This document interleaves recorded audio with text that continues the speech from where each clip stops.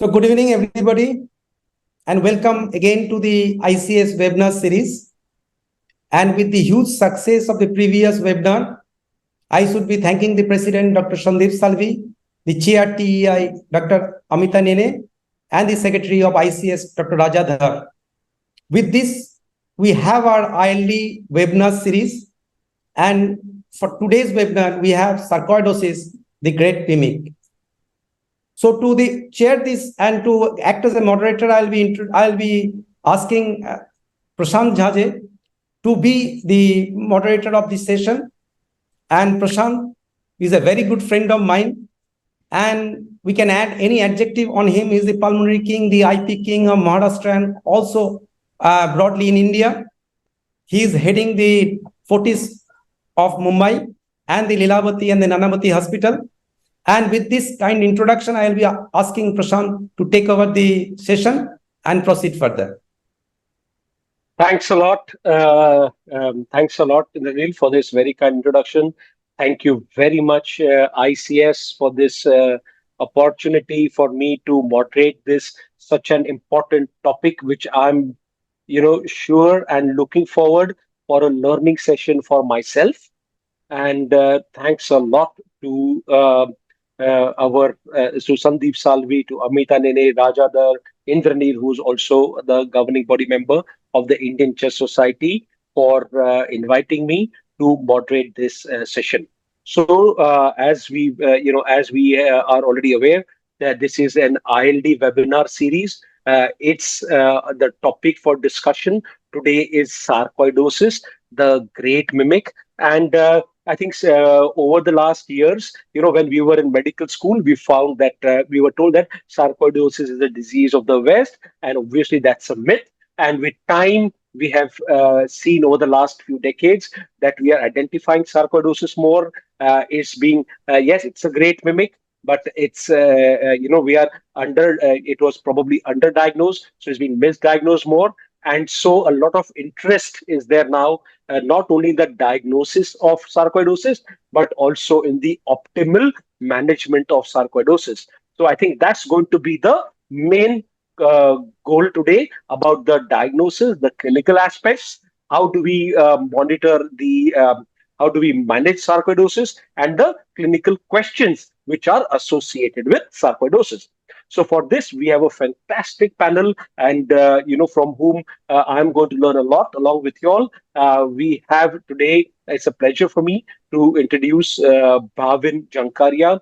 Bhavin Jankaria is a very dear friend and colleague. Bhavin has been taking radiology clinics for us ever since we were at Sion Hospital, and he continues to teach us every day. Every patient we refer to him, and he gets back to us with the reporting and discussion, is always a learning. So for me, it's been an amazing journey as far as learning from Bhavin is concerned about thoracic radiology. And that's going to be the first talk. The second talk is going to be by our very senior colleague and friend, Professor Dr. S.K. Chabra, who's the head department of pulmonary sleep and critical care medicine at Primus Super Specialty Hospital, New Delhi. He is the former director and professor of pulmonary medicine at the Vallabhbhai Patel Chest Institute. He is a former head of the Department of Pulmonary Medicine, Faculty of Medical Science at the University of Delhi, editor of the Indian Journal of Chest Diseases and Allied Sciences, the associate editor of the Indian Journal of Allergy, Asthma, Immunology, and section editor for Lung India, and many more such academic and clinical research accolades to his credit. And above all, he is a fantastic teacher. So first, I would like to invite Dr. Bhavin Jankaria to initiate his talk. And Dr. Bhavin Jankaria will be speaking about imaging in sarcoidosis. Over to you, Bhavin. Hi, this is Dr. Bhavin Jankaria, and today I will be speaking to you for the next 17, 18 minutes on the imaging of sarcoidosis, predominantly CT scan based. I'd like to thank ICS and CIPLA for giving me this opportunity. And this is the plan today. We look at signs, diagnosis, and staging. Then we look at stage 4 disease and other patterns. We look at sarcoid TB complex, and we look at other complications and then some practical issues. Now we know the scadding stages, right? We have stage 0, 1, 2. They're all pretty much listed here, and these have stood the test of time, and you can prognosticate based on this. And the same radiographic staging can pretty much be used with CT as well. So let's look at stage 1, where we see non-necrotic lymphadenopathy. The classic pattern on CT is subcarinal bilateral hilar enlarged lymph nodes. This may be asymmetric, and necrosis is rare. Now, long-standing cases may show calcification, including eggshell calcification, and we see the lambda sign on PET-CT. So this is that typical pattern that I just showed you. But you can have a large subcarinal hilar lymph node here. There's no left hilar adenopathy, and then the patient improved with treatment partially about 6 months later. Similarly, here we have a patient with subcarinal right hilar, but the largest lymph node is the paratracheal lymph node, and then everything's improved a few months later.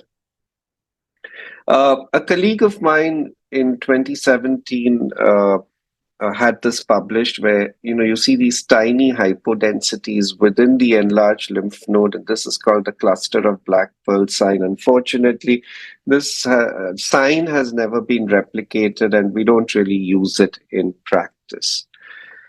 You can have associated abdominal retroperitoneal lymphadenopathy. Again, this is a slightly unusual pattern. We also have splenic lesions. So this suggests granulomatous disease. You have to rule out lymphoma. You have to rule out tuberculosis. And so I biopsied the retroperitoneal node, and this was non-caseating granulomatous disease, and the patient responded to sarcoid treatment. Now, in long-standing cases, we can see eggshell calcification, as you see here, best appreciated on the plain scans, the ones without IV contrast, because here you might think that this is enhancement. And so it's always a good idea when there is lymphadenopathy to look at the plain scans. On PET-CT, again, you can see the classic presentation, non-necrotic, subcarinal, bilateral hilar. But then when you look at the distribution of the uptake on the coronal MIP images, it has this lambda sign, which you sometimes have to imagine a little bit, but it's there. Stages 2 and 3 are when you start seeing lung lesions. So stage 1 is purely lymphadenopathy. Stage 2 is lymphadenopathy with lung lesions. And you can see here the classic fissural and perivascular nodules. And stage 3 is when you don't have lymph nodes, or the lymph nodes have started going away or regressing, but you have these lung lesions, again showing a peribronchovascular distribution. So the lung lesions present as small nodules. Here you see the fissural, perivascular beading, septal, subpleural with coalescence and these different signs, or they may be large nodules, or they may present with ground glass. And so the classic presentation is when you have these perivascular nodules and you get the beading along the vessels. There are fissural nodules here and subpleural nodules here. Then you can again see the perivascular beading extremely well. The disease typically starts earliest in the perihilar region here. And on the coronal images, the fissural nodules are much better appreciated. And so here's a chart that I've made of different nodules, ill-defined, diffuse, scattered, and the list is entirely here. What we are right now concerned about are the discrete nodules, because they are the ones that come as differentials to the sarcoid nodules. And just to show you that, here are typical fissural peribronchovascular nodules of sarcoid versus silicosis, where we get confluent nodules of different sizes, miliary TB. We have 2 to 3 millimeter size nodules randomly distributed. tropical eosinophilia is not discrete, and you get these ill-defined nodules of differing sizes, and hypersensitivity pneumonitis would have ill-defined centrilobular nodules, which are typically same size. So same sized and different sized also matter. Sarcoid will be different sized nodules. And TB, of course, is tree and bud, where you have branching centrilobular nodules, and that's how you can differentiate these. What are the other signs? We have the nodular reverse ground glass. So it looks like there's ground glass in the center and then a nodular pattern at the periphery. Again, you have the classic lymph node pattern. So this becomes stage 2 disease. And then when these nodules coalesce, typically the larger nodules, you get these galaxy and cluster signs here. So here it's the same image that I've used in minimum IP and maximum IP projections. And again, stage 2 disease because the patient has non-necrotic lymphadenopathy. And again, we have coalescent nodules in different forms. Now, you don't always see the galaxy sign, but this is called a cluster sign because you've got clustered large nodules and small nodules getting together. Remember that these signs are not don't just occur in sarcoid, but can be seen in tuberculosis as well. This was a patient with sputum positive TB who's got the galaxy and cluster signs, but these are due to centrilobular nodules and not peribronchovascular nodules. Another pattern we see is the tumefactive pattern, the pattern that sometimes occurs with silicosis where we get progressive massive fibrosis, but you can see that in sarcoid as well. And here's this patient who's also got eggshell calcification and has these large perihilar lesions of sarcoid. You also have large nodules and you also have small nodules in the same patient. Now, when we're looking at sarcoid patients and we're monitoring them, we can often see them gravitating from one stage to another. So here is a patient with stage 1 disease, proven to have non-caseating granulomatous disease, lungs absolutely normal. And then about 6 or 7 months later, the lymph nodes have started regressing, but the lung lesions have appeared. So you could even say that, once the lymph nodes become normal sized, this actually becomes stage 3 disease. And so that's something that we can keep tracking as well. Let's look at stage 4 disease. Now, stage 4 is when we have fibrosis or a fibrotic sarcoid or chronic pulmonary sarcoid. These are the various terms that are used. And here is a patient known to have sarcoid who's developed reticular opacities with an upper lobe predominance, with volume loss, but you can also see the residual fissural and perivascular nodules in this patient.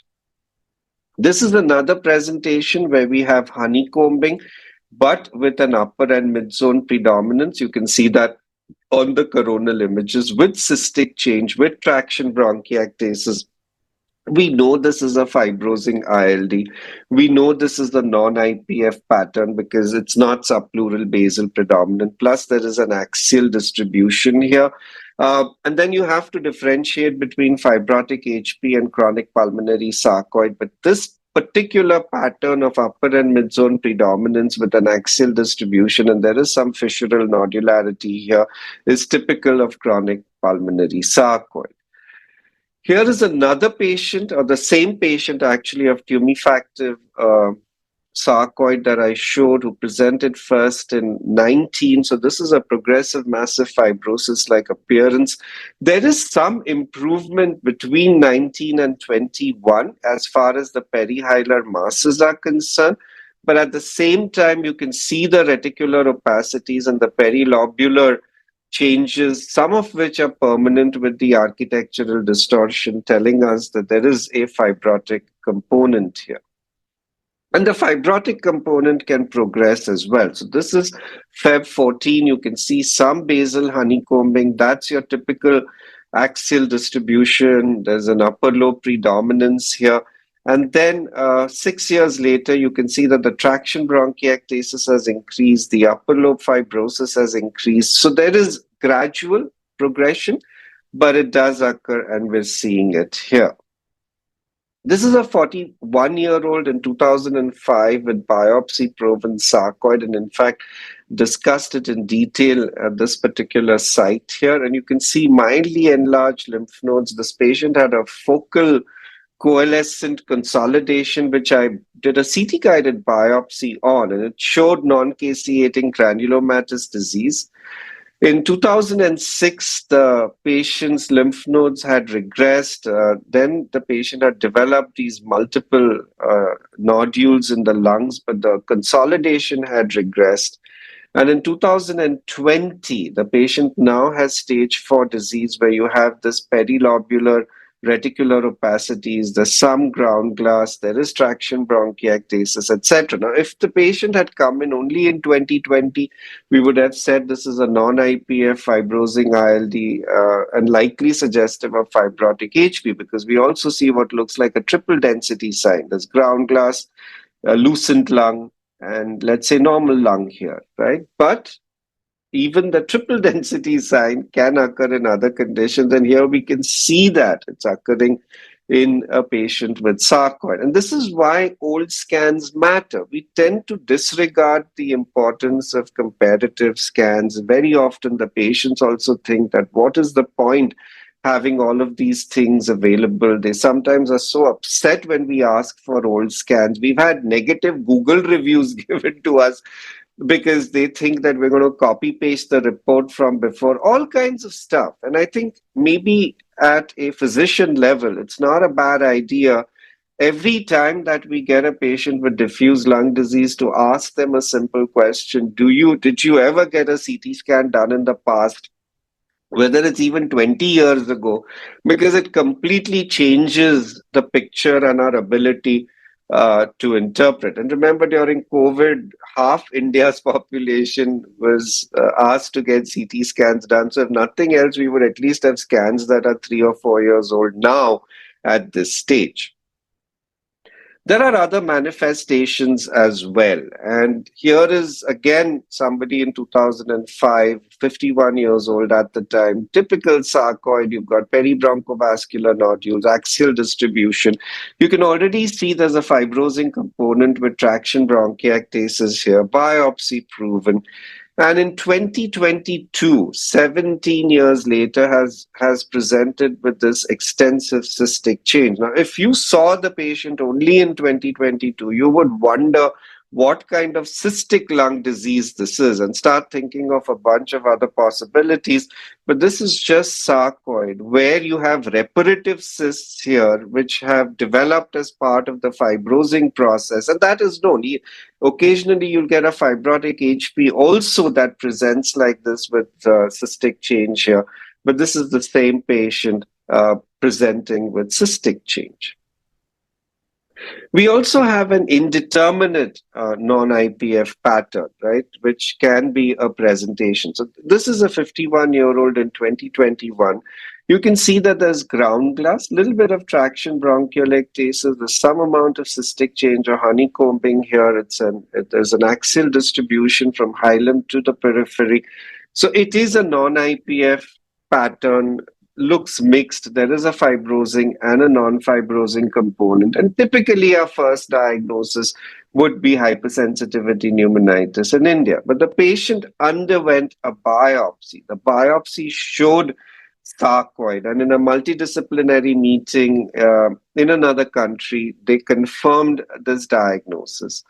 However, you can see here the progression. So this was March 21, and from 21 to August 22, you see that the traction bronchiectasis has increased at the same level.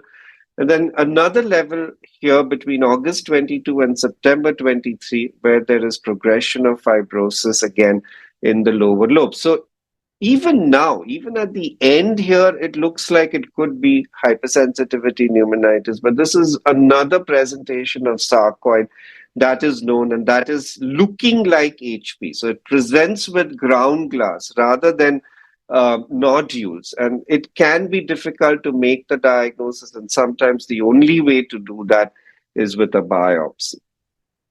Then, of course, we have the sarcoid TB problem. Here is a 35-year-old with cardiac and nodal sarcoid. Biopsy proven. I showed this case earlier when I showed this large paratracheal lymph node. The nodes improved on steroids, but then the patient developed lung lesions, and I'll show you the lung windows as well. Then eventually there was post-obstructive change and pleural thickening because of pleural effusion, etc. So these are the lung windows, absolutely normal in 2017 November, classic coalescent lesions, consolidation, a tree and bud appearance, etc. And then here there's destruction in the right upper lobe, and there was pleural thickening. And I'll show that again, right? So here are the the mediastinal lesions, lymph nodes, improved lung and pleural pathology, and that is the lung component. We can get other complications. This is a patient known to have sarcoid. You can see the appearance here in May 21 and November. There's some progression here, in fact. And here is the cavity. You see a fungal ball here. And so these are cystic lesions because of the fibrosis, one of which has got infected with a mycetoma or a fungal ball, and that fungal ball has increased by November. Sometimes they're not even picked up during the reporting, and then the patients keep lingering. And what I do teach my observers and residents is that and fellows rather, is that whenever you're looking at a fibrosing ILD, whenever you're looking at comparative scans, one of the things to look for is a superadded complication, and then one of them is a fungal ball.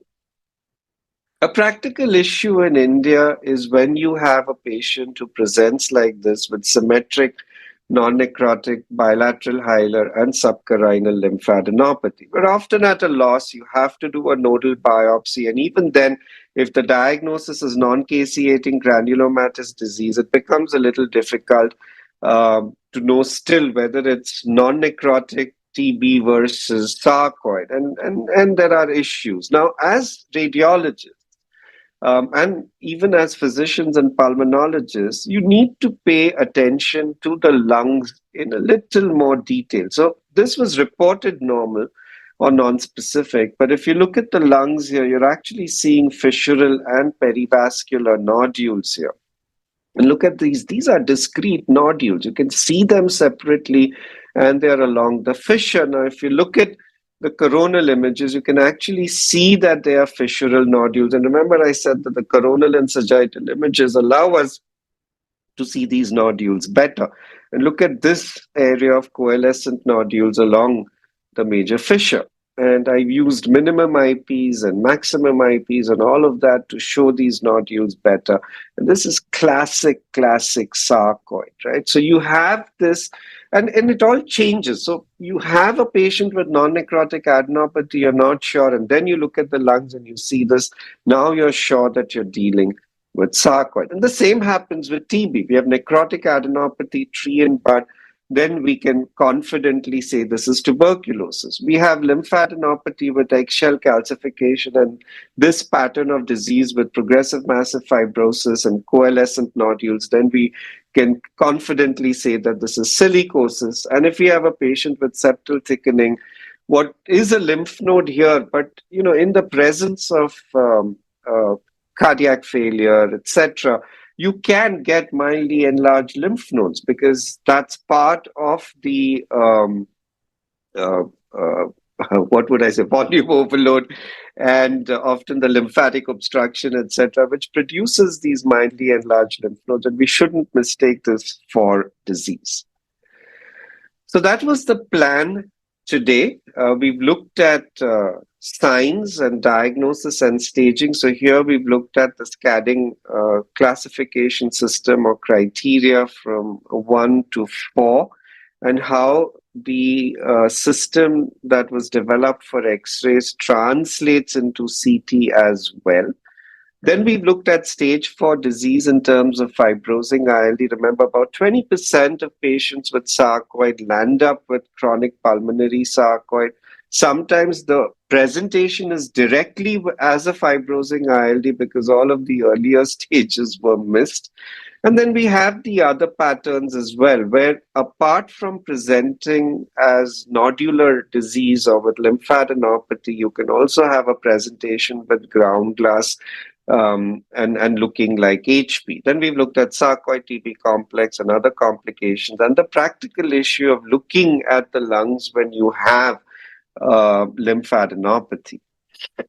I did a series of lectures about 3 months ago. These are all free. They're all available at these URL. You just go to ctchestreview.com and you'll get them there. That's my WhatsApp channel where I put up regular updates on everything that I'm doing once a day or once in 2 days. I cannot but plug my new book, which is available on Amazon, and then the CTILD book, which many of you already have or have read, which is also available on Amazon. Thank you so much for listening to me, and I hope you have a great meeting. And again, thank you, ICS and CIPLA and T.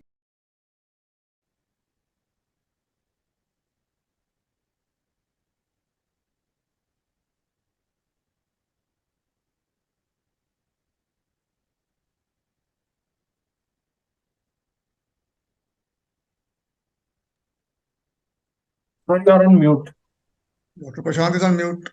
Okay. So sorry again. Yeah. So thanks a lot, Bhavin, for this excellent talk. And as I was saying, as usual, Bhavin is so clear, crisp in his communication, in his presentations, and also there's always something to learn, always, whenever we listen to Bhavin. And I just want to tell the audience that before we move on to the next lecture, I'm really thankful to CIPLA for taking this entire ILD web series and particularly today's talk to the larger to over the country to all the doctors. And I'm very happy to say that as of now, as we are discussing, we've got 1,703 live participants online. So thanks a lot, CIPLA. Thanks a lot, Harshal, for your effort to take this to as many doctors as possible and for increasing the reach. Now we move on to the next lecture, which is also a very important lecture. We know CT scan forms a very important, or the imaging forms a very important role in the diagnosis and the management of sarcoid. And now to give us an overview on this important topic, we have Dr. S.K. Chhabra. I already gave you an introduction. Fantastic clinician, orator, researcher, and a very well-respected doctor. And he'll be speaking to us on the diagnosis and the management of sarcoidosis over the next 20 minutes. Thank you so much, Professor Dr. Chhabra. Thank you, Dr. Prashant, for nice words of introduction. And at the outset, I would like to thank the ICS team and especially Dr. Amita Nene for giving me an opportunity to come here and share my thoughts about sarcoidosis. So we have heard a brilliant presentation by Dr. Jankaria on the radiological aspects. And now I'm going to take, just let me get my slides on.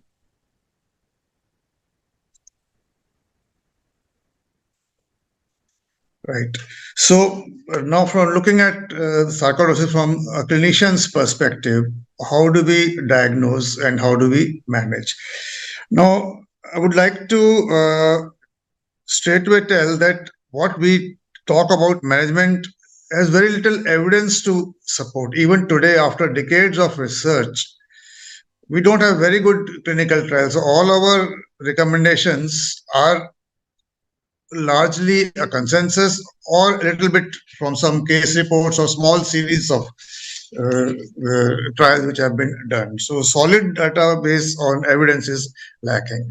Nevertheless, as pulmonologists, we always approach and treat sarcoidosis with a gut feeling, and the more experience you get, the more sure you are of the diagnosis. So what is sarcoidosis? It's a multi-system disorder, which means not only lungs, but other systems are also involved. And we often get referrals from especially our eye colleagues or cardiologists or neurologists about sarcoidosis. And very often they leave the treatment to us It's a disease of unknown etiology. Lots of work has been done, but still no cause found. And the characteristic pathological feature is a non-gazetting granuloma. It's more of a description that forms the definition of sarcoidosis, mostly affecting young adults. And to a pulmonologist, characteristically presents with reticular opacity in the lungs with bilateral hilar lymphadenopathy, lots of CTs that we have just seen in Dr. Jankaria's presentation.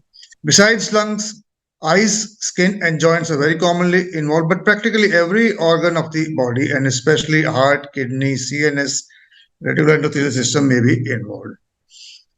So, how do we clinically recognize sarcoidosis?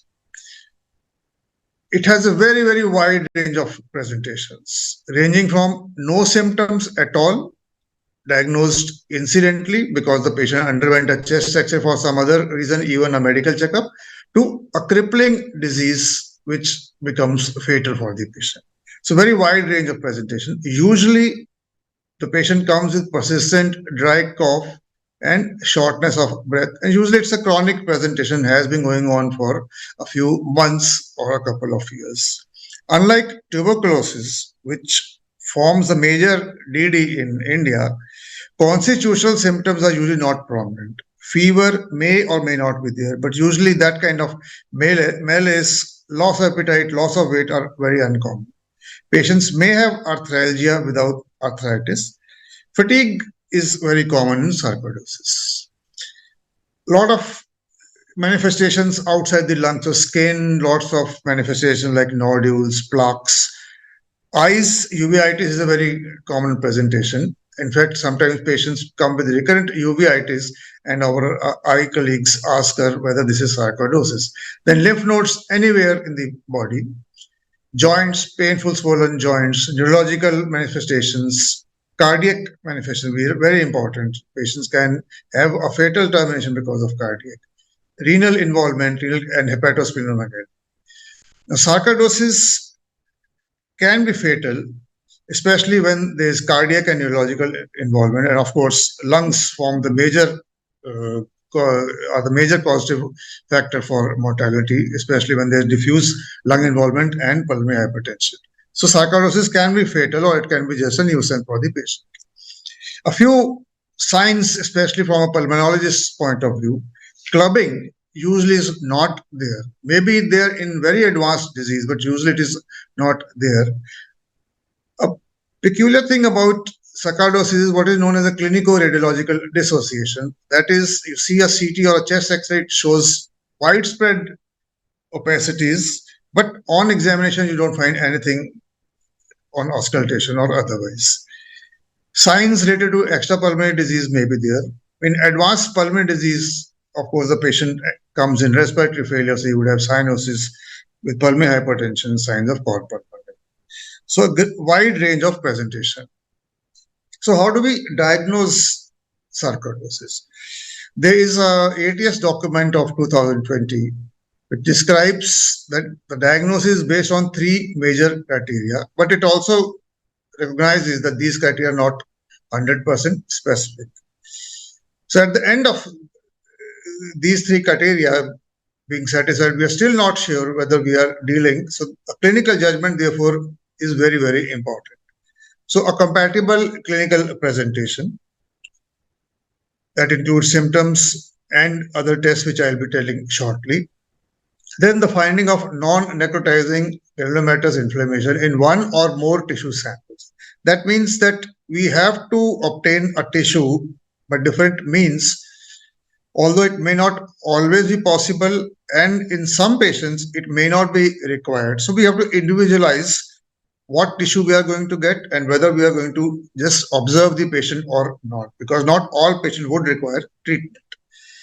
Exclusion of alternative causes of granulomatous disease are very important.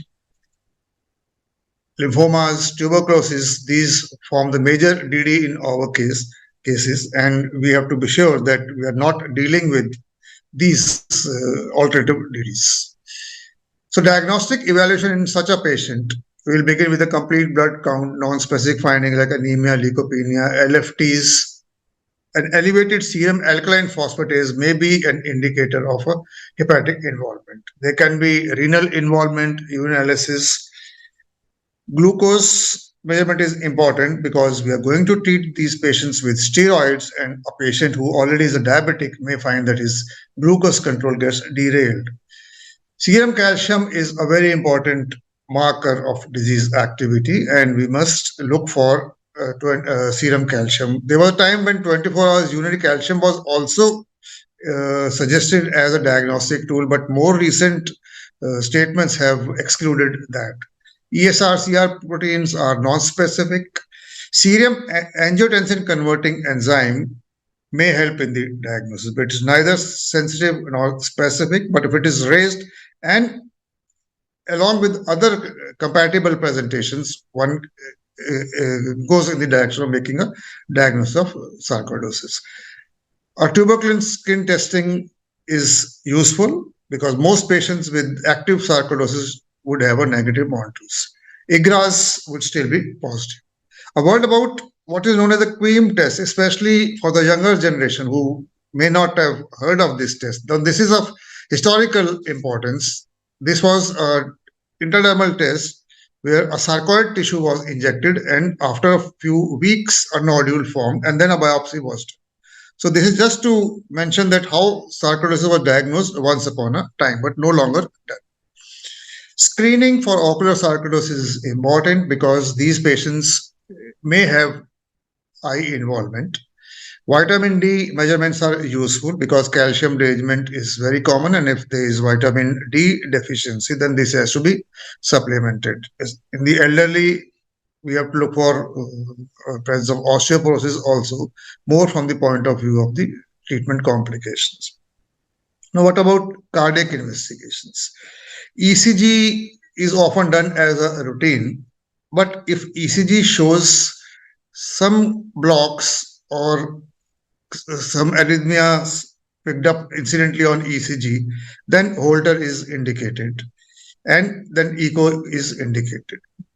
If ECG is normal and there is no cardiac suggestion of involvement, there are no cardiac symptoms, then the ATS guidelines say that we need not go in for a routine echocardiography. But if ECG is abnormal or one is suspecting pulmonary hypertension, especially in advanced disease, or when there is a disproportionate reduction in diffusion capacity, then an echocardiography is mandatory. Then imaging. Dr. Jankaria has told us about the CT imaging and how useful it is, and certainly certain characteristic signs of sarcoidosis which help us to pinpoint the diagnosis of sarcoidosis. But imaging begins with a chest X-ray, and I'll be focusing more on chest X-ray than on CT because that has already been taken. Now, lungs remain the main site of involvement. Even sometimes when the main presentation is extrapulmonary, still chest imaging must be done because asymptomatic pulmonary sarcoidosis may still be picked up. We have different kinds of imaging modalities which we can use. For us, usual chest involvement begins with a chest radiograph and then followed by CT scan. PET CT has its utility both in pulmonary and extrapulmonary sarcoidosis, and MRI imaging for cardiac and CNS involvement in sarcoidosis. Scanning stages have been mentioned, and it is of historical importance to note that in 1961, when the CT was not there, this was the way radiography in sarcoidosis was described by scanning. So 4 stages. Presence of bilateral hilar lymphadenopathy is stage 1. Bilateral hilar lymphadenopathy with parenchymal involvement, reticular opacities. Because on a chest X-ray, we pick up limited types of opacities compared to a CT scan where very classical signs as described are picked up. Reticular opacities alone with shrinking nodes is stage 3, and reticular opacities with fibrosis, that is stage 4. Now, stages of sarcoidosis, one needs to understand that these have utility as well as limitations. These are useful because they suggest a diagnosis, and so one can initiate investigations towards confirmation of diagnosis. Chest X-ray is very useful in follow-up because one cannot go on doing CT scans again and again. So a follow-up usually is done with a chest radiograph. In general, patients would progress in their natural history from stage 1, 2, 3, and 4. However, these stages do not correlate particularly with clinical severity. So we can have patients presenting with stage 2 very symptomatic, patients presenting with stage 3 not so symptomatic. So the clinical correlation is not absolute. And one thing is has been established that greater the or the higher the stage, then the chances of spontaneous remission decrease. It should be noted that a CT staging may be different because a CT has higher sensitivity. For example, if a chest X-ray does not show clear hilar lymphadenopathy, but a CT scan may. So a chest X-ray stage 3 may be reverted to stage 2. This staging is more for diagnosing sarcoidosis than for treatment. And as I will be coming to treatment, now we don't categorize treatment or start treatment on the basis of staging, but the indication of treatment are somewhat different. So these are the classical appearances, plain radiograph, stages 1, 2, 3, 4. So stage 1 is bilateral hilar lymphadenopathy with a paratracheal lymph node, often referred to as a judge's wig appearance. Stage 2, when the lymphadenopathy is there and then there are parenchymal opacities. Stage 3, the lymph nodes have regressed, parenchymal opacities are there. And then stage 4 is a stage where there is a lot of fibrosis, sometimes with cavity. So that is the end stage and more advanced stage of sarcoidosis. Pulmonary function tests are done both at baseline and then on follow-up. Usually we get a restrictive pattern because of the parenchymal involvement. So FVC will be reduced. However, about 10% of patients will also have an obstructive pattern, usually because of endobronchial disease or because of bronchial distortion. Airway hyperreactivity has been described, and even bronchodilator responsiveness may sometimes be noted. And these patients may have actually wheezing and may sometimes be treated as asthmatics. But an obstructive pattern is noted on sarcoidosis, which again is in contrast to other fibrosing ILDs like NSIP or IPF. Diffusion capacity is a very useful test. It is reduced along with the spirometric pattern of restriction or a mixed pattern. A 6-minute walk test is useful, especially in more advanced stages, because it shows desaturation on walking. When patients have a diffusion capacity which is reduced less than 60% and patient desaturates on walking during a 6-minute walk test, then one should suspect pulmonary hypertension and accordingly work up for that. Because the diagnosis is based on the presence of non-caseating granulomatous inflammation, so a biopsy or a cytological examination is required. Now, this histopathological sampling may come from different sites which are involved. It could be a lymph node, it could be a lung tissue, and there are different ways in which we can obtain the tissue. There is an FNAC biopsy, an EBUS is there, lung biopsy, transbronchial lung biopsy, transbronchial lung cryobiopsy. Biocytology has its uses. There was a time when open surgical biopsy or VATS biopsy were done, but now one would rarely need to fall back upon a surgical biopsy to confirm the diagnosis. So since we'll be discussing this, so I'll just go fast on this. Now, after making a diagnosis of sarcoidosis or a reasonable diagnosis of sarcoidosis, how do we treat? The ERS has come out with clinical practice guidelines on treatment of sarcoidosis published in 2021, and I am going to base my brief overview on management on these guidelines. Even they recognize that these are more of consensus and not very solid evidence based. Because it's a disease of granulomatous inflammation, so anti-inflammatory therapies remain the cornerstone of treatment. The first line treatment is corticosteroids, prednisolone or prednisone. Some patients who don't respond or they require prolonged courses of steroids, are developing adverse effects, for them we add a second line immunomodulatory agents, methotrexate, azathioprine, leflunomide, mycophenolate, hydroxychloroquine. Patients who are refractory to first-line steroids and then immunomodulatory drugs, newer agents have been tried successfully in more advanced cases, including anti-TNF drugs like infliximab, which has good reports favoring it. Then other biologics like adalimumab or rituximab, and in very advanced cases, repository corticotropin injections are indicated. So these are the drugs that we have in our armamentarium to tackle the problem of sarcoidosis. Now, it must be mentioned that only two drugs are FDA approved for pulmonary sarcoidosis, prednisolone and repository corticotropin. All other drugs that we use, all these are off-label indications because the evidence is not very strong to get the FDA approval for these. Now, this statement has adopted the standard PICO format for its recommendation, the population intervention comparator and outcomes being considered. So as far as pulmonary sarcoidosis, I am going to limit my presentation on management to pulmonary sarcoidosis. Extrapulmonary will be taking up from the audience questions and in our Q&A. So there were two questions for pulmonary sarcoidosis. In patients with pulmonary sarcoidosis, should corticosteroid treatment be used versus no treatment? So it is notable that there is an option of not treating these patients.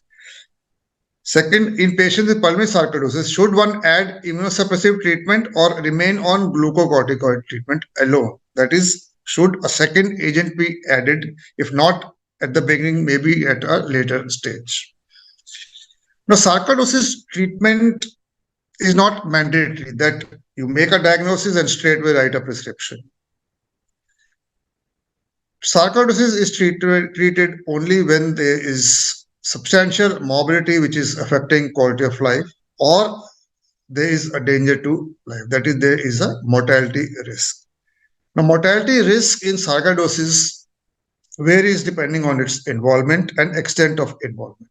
So that is a clinical judgment, but usually in more advanced cases of pulmonary sarcoidosis who are symptomatic and therefore their quality of life is impaired, usually treatment is given. But in a patient who has been diagnosed because a routine chest X-ray showed a bilateral hilar lymphadenopathy, one may choose to not treat this patient, but only observe and have a close follow-up. So treatment is not mandatory. It's based on our assessment of what is the risk to patient's life and what is the impairment of quality of life. So the first recommendation on treating these patients, for untreated patients with major involvement from pulmonary sarcoidosis, major involvement would mean that there is a substantial parenchymal involvement. So these are believed to be at a higher risk of future mortality or permanent disability. So the statement recommends use of glucocorticoids to improve or preserve FVC and quality of life. Now, one should note that this is a strong recommendation, which means that go ahead and use it, but there is a low quality of evidence. For the second question, for patients who are symptomatic with pulmonary sarcoidosis at a higher risk of future mortality, risk of permanent disability, and who have been treated with glucocorticoids but have continued disease or unacceptable side effects from steroids. That is, we have started these patients on steroids, they continue to worsen or they are still symptomatic. So in these patients, the second line drugs are indicated, and usually methotrexate is the one which has been suggested, although there are other options. Now here it's a conditional recommendation and a very low quality of evidence.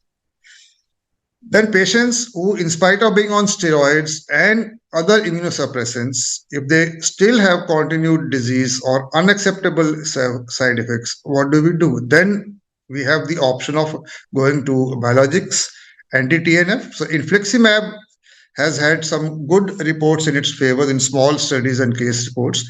And this is recommended, again, conditional with a low quality of evidence. So this is an algorithm for pulmonary sarcoidosis. So it's a question of what is the risk to the patient, risk of morbidity and mortality. So more advanced patients would be considered to have a higher risk and would require a different kind of approach. So a low risk patient, that is a stage 1 patient, we just observe, keep under follow up, and just see whether symptoms are appearing or the X-ray is worsening. So the need for treatment is individualized. If we feel that it's worsening, then steroids will be added. For higher risk, steroids are drugs of choice. If these don't work, then methotrexate is the next line. Alternatives are azathioprine, mycophenolate, and hydroxychloroquine. If these don't work or patient is still inadequately controlled and disease is progressing, then infliximab is the next option, and finally rituximab. So the same approach for high-risk patients, and we go on adding drugs while monitoring the patient. Follow-up in patients of pulmonary sarcoidosis is clinical. We look for the resolution of symptoms, and the good thing about sarcoidosis management is that usually patients do respond very well, especially patients who have mild symptoms or caught up early in their disease. Lung function testing is useful to follow up spirometry and diffusion capacity. Unlike NSIP or IPF, where we do not expect improvement in FVC, here a positive trend can be observed in lung function. Patients may actually show an improvement in their vital capacity on treatment. A chest X-ray is useful for follow-up because it shows the resolution patients are responding.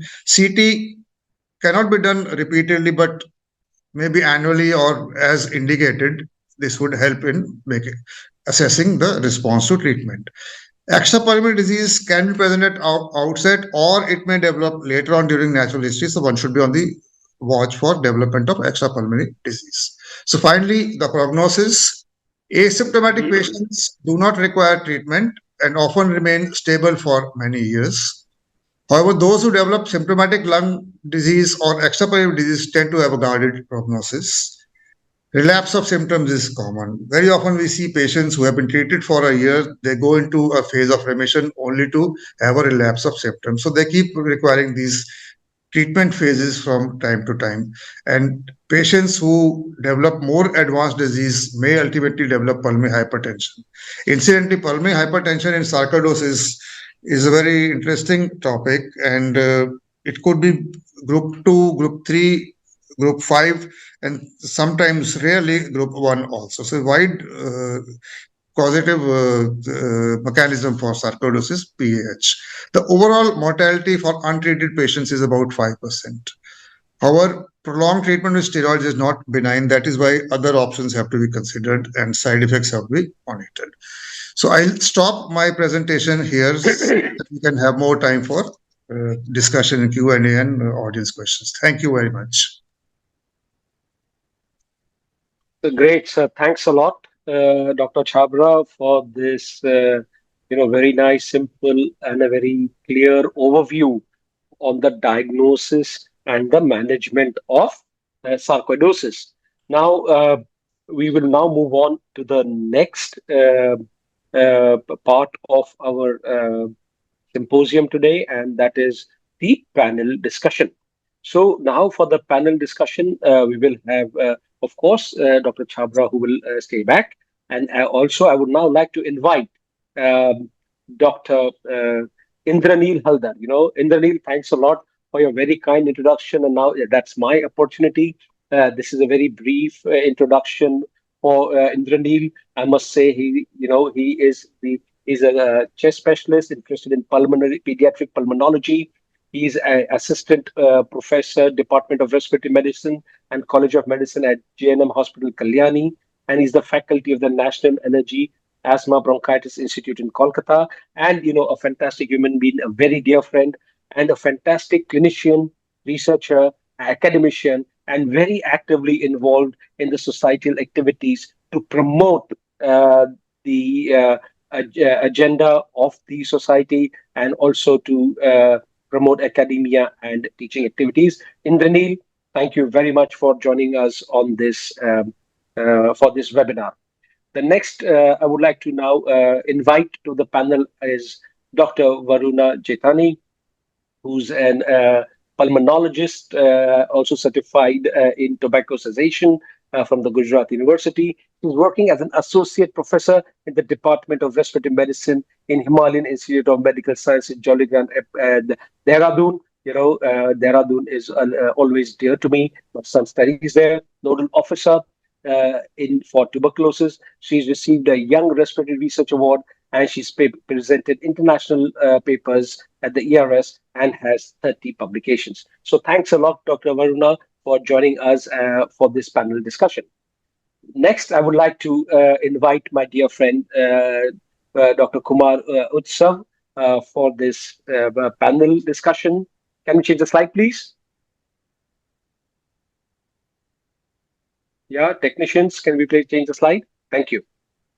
So Dr. Kumar Utsav, a dear friend, and also he's a consultant pulmonologist and critical care specialist at the chest clinic in Durgakund. He's a director pulmonary division at the Agri Hospital in Varanasi. He's done his MD respiratory medicine from Ahmedabad.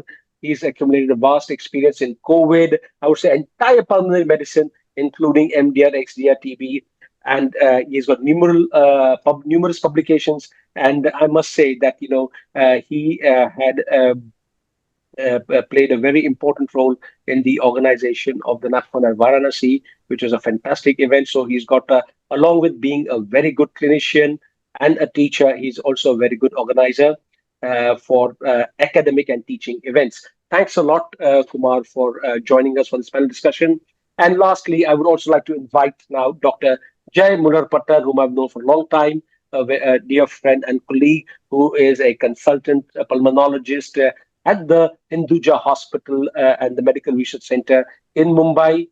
He's also a very good clinician, liked by his colleagues, his friends, and also by the patients. And he's a member and has got fellowship of various respiratory societies, such as the Indian Chest Society, the European Respiratory Society, and he also has a fellowship of the American College of Chest Physicians. So with that, now let's move on to another important aspect of this webinar. I think we've had two fantastic lectures on the imaging of of sarcoidosis. Also, the second one was on the diagnosis and management of sarcoidosis. There's an overview. Now, what I would like to do is I would like to start again from the initial bit, from the staging, etc., and build up the discussion towards the diagnosis, treatment, and we'll also take some practical points as we go ahead. During this panel discussion, there may be some repetition, and that repetition is again in the interest of the entire audience, so that the important points are also reiterated and conveyed also from a different perspective. So, Indranil, I would like to start the discussion about, Bhavin explained about the various stages of sarcoid. Dr. Chabra alluded to it. I would again like you to summarize the different stages of sarcoid, and and then how we. And after that, I'll go ahead. So, to initiate the discussion, can you just again tell us about the different stages of sarcoid? So both of us speakers has clearly told about the staging of the scanning criteria for the staging of the sarcoidosis from the 5 stage 0 to stage 4. Whereas stage 0, there is a normal chest radiograph, the stage 1, hilar or mediastinal nodal enlargement. The stage 2, the nodal enlargement with the parenchymal disease. Stage 3, the parenchymal disease only. And the stage 4, the end stage, that is the pulmonary fibrosis. These are the 5 stages, which has repeatedly been told by our previous speaker. And with this, we have to classify and then plan of our treatment also. Yeah, so thanks a lot, Indranil. I think, the reason I brought this up was that, on one hand, we have the stages of sarcoidosis, and, they may not necessarily relate to the treatment decisions, etc. That is just a staging classification. Absolutely. And now to put upon the clinical aspect of this, I would like to ask the Varuna, can you just tell us whether stage 1 how stage 1 sarcoid usually presents, and what are the clinical findings and symptoms in stage 2, 3, and 4 sarcoid? So basically, if you can just take us through the clinical symptomatology to the various stages of sarcoid. Yes, as Dr. Chabra sir has clearly told us, in the stage 1 sarcoid, it is mostly accidentally diagnosed, and it is an incidental finding on an X-ray. When we patient come for another testing, we go for an X-ray and we get the hilar lymph node. That is stage 1, that is accidentally diagnosed, and sometimes we get cough and associated constitutional symptoms may be there like malaise and fatigue. Stage 2, 3, and 4, where there is a parenchymal involvement. So we get the symptoms of cough, dyspnea, chest pain, sometimes associated with fever that confused with the other differentials, and they are associated maybe with the weight loss, malaise, and fatigues. Talking about the clinical findings, if you examine the patient, we would get the wheezing, as told by sir also. We will get wheezing that is mostly due to the endobronchial involvement, airway hyperreactivity, or any compression of the lymph nodes of the bronchus. There, in the advanced stage, we get crackles. There may be associated clubbing, and there may be a presentation of hypoxemia. And must we do is the ocular examination for the uveitis, skin examination for erythema and lupus to further confirm the diagnosis. Thank you. So I think thanks a lot. You've really given a good overview from the clinical aspects. So we need to look, individual can be asymptomatic, or the individual can have symptoms that are related to pulmonary manifestations. You can have general pulmonary symptoms, or you could have extra pulmonary organ specific symptoms. So this is what we need to always be aware when we are thinking and suspecting sarcoid.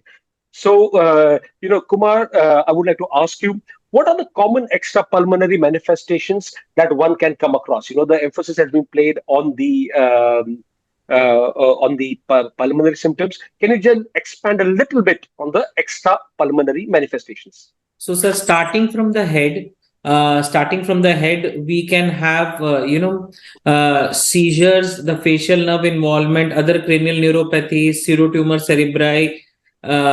We can have peripheral neuropathy, mononeuritis multiplex. Coming to the endocrine system, hypopituitarism, hypercalcemia, and coming to eyes, you can have sclera involvement, and you can have uveitis, sarcoid included, chorioretinitis. In Herford syndrome, you have Sika syndrome, and you have parotitis, parotid enlargement, oral involvement, and then you come down to you can have hoarseness of voice, thyroid mass. Then you come down to the skin. There is involvement of skin. There is nodular formation, plaque formation, and there is lupus perineo. There can be alopecia in the head. Then you come down to the genitourine, come down to the kidneys. There is renal mass. In liver, there can be granuloma formation, jaundice, cirrhosis. Almost entirety of the body is involved in multiple parts. In psychosocial patient can have anxiety, fatigue, and depression. All these multiple ways of presentation. Sarcoid, as today's presentation, we can say it's a huge mimic. It can mimic like anything, and a skill of a doctor is tested in coming to the diagnosis of sarcoid. I can say that. Yeah, so very well said. Kumar, I think the skill is put to test whenever we are considering to make a diagnosis of sarcoidosis, and has very well been covered. The symptoms very well explained. I would go from, whenever we are evaluating sarcoid, you go from from head to toe, and then there are different various symptoms that one can come across. And also we recently recently have also seen somebody with a facial nerve palsy who eventually was turned out to be a sarcoid. So a varied presentations have been very well described by Kumar. So Jay, I'd like to come to you now. In clinical practice, when do you suspect sarcoidosis in a patient? So basically, very often it is a diagnosis of exclusion, unless, of course, if you have incidental bilateral hilar lymphadenopathy, you might, in an asymptomatic patient, you would think of sarcoidosis. But very often, if you get granulomas, and if you have ruled out any other causes, especially in our setting like tuberculosis, fungal infections. You look for drug exposure. Carefully look out for lymphomas, etc. And all the criteria fit in, of more than one organ involvement. Then you would probably think of sarcoidosis. Very often, the clues could be something like erythema nodosum, uveitis, scleritis. These might guide you towards evaluating for the patient for sarcoidosis, provided we've ruled out active TB as well. Yeah, so I think Jay, that is really very well said and summarized. I think we have to suspect sarcoidosis when you have more than one system involvement, and typically when typically I think the patients are seen on a follow-up when things are not falling in place. A typical diagnosis that is made for sarcoidosis TB. Often we see patients who received anti-TB treatment, and then we've seen X-rays worsening, symptoms worsening, and then patients referred, and then eventually, a diagnosis of sarcoid is made. Typically, such individuals may have received empiric anti-TB treatment. Another references that we get from patients are regarding specialty references are typically from ophthalmologists when the uveitis is not settling down, and sometimes now also more and more from the cardiologist also when they have arrhythmias which cannot be explained, or they suspect a granulomatous disease being a cause of the arrhythmia. So I think now that we've discussed the stages, the clinical presentation, the extrapulmonary presentations, when do we suspect a sarcoid? I'd like to move to Dr. Chavra. Yeah, how can you just briefly tell us, summarize how to confirm diagnosis and which all modalities may be used? I know you referred this to in the lecture, but if you can just tell us, how does one confirm the diagnosis of sarcoid? The diagnostic area is part of the definition of sarcoidosis, that we need to show that they are non-caseating granulomas. So we need tissue for diagnosis. Tissue, as far as pulmonologists are concerned, there are different ways of obtaining the tissue, depending on what is the extent of involvement, where is the involvement, what is the most accessible site. For example, if there is cervical lymphadenopathy, and patients has manifestations within the lungs also, because obtaining a tissue from a cervical lymph node is easier, that is one option. Then if we look at lungs, then depending on where the lesions are, now these days mediastinal lymphadenopathy is very often sampled by an EBUS. So that is a very convenient tool. Transbronchial lung biopsy, of course, has been a very traditional tool for more than 2 decades for diagnosing, and more recently, cryobiopsy has also been used. BAL is useful in adding to our suspicion because we expect lymphocytosis there, but nothing more beyond that. So essentially, we need to get tissue to show there is non-caseating granuloma. There are different invasive tools that I have just enumerated. Plus, we have to rule out other causes. So in all tissues that we obtain, especially in our scenario, tuberculosis is always the other great mimic. We call sarcoidosis as the mimic, tuberculosis is the other great mimic. Practically every lesion that is seen in sarcoidosis is also seen in tuberculosis, except that tuberculosis also shows pleural effusion, which is uncommon in sarcoidosis. So tuberculosis has to be ruled out. So every tissue that is taken should be sent for a gene expert, should be put up for culture, and we must be sure that we are not treating an active tuberculosis as sarcoidosis. So that is the most important DD. Plus, lymphomas have to be ruled out. Rarely, fungal infections would cause somewhat similar presentations. So, our diagnostic investigations require a biopsy plus exclusion of other possible common differential diagnoses. So, thanks a lot, Dr. Chavra, on that point. And I'm also going through the various questions that we have received linked to this. So, I'll try to take some of those questions here. So, I think, as Dr. Chavra clearly said, that we have to make an attempt to diagnose, demonstrate non-caseating granulomas. I think that is extremely important. But also remember, along with the demonstration of non-caseating granulomas, the entire clinical scenario is extremely important. We need other features to support that those non-caseating granulomas, which can occur in different clinical settings, are actually most likely due to be because of sarcoidosis. And for that, come to the rescue are the various pulmonary and the extra pulmonary findings. For example, if you have a tissue, a lymph node tissue where you've got a non-casing granuloma, that by itself may not be enough. You have to go ahead and look at the other systems. In case you have a lung lesion, you have a mediastinal adenopathy also, and then you want to make a diagnosis, as has been very well demonstrated by the PGI group also. They've done immense amount of work on this. And one of the papers showed that in case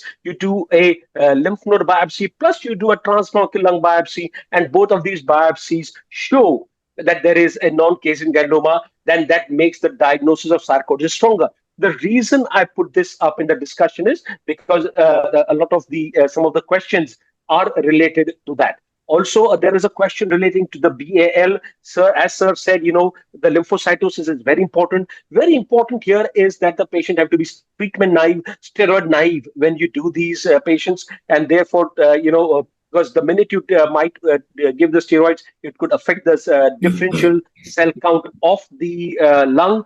And also, if you have the possibility of having a CD4 CD8 ratio, a CD4 CD8 ratio of 3.5 has got a very high specificity. So I think that was just to add, and I wanted to just cover up some of the questions that have come on.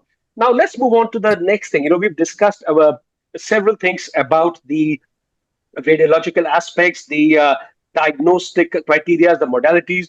An important modality, I think, which I would like to discuss is about, and I would like to ask Indranil is, should PET-CT be done in all patients with sarcoidosis? And when should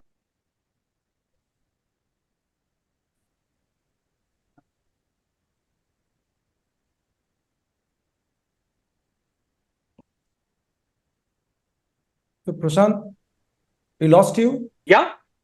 So No, I'm there. I'm very much there. Okay.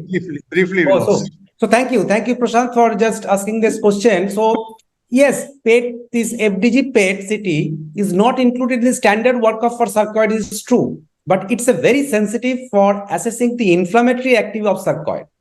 So there has been growing evidence that it supports the value in the diagnosis and the management, especially for detecting granuloma, the treatment response, the disease extent, some occult diseases, and mainly for the cardiac and the osseous sarcoidosis, and also the place where from biopsy can be taken.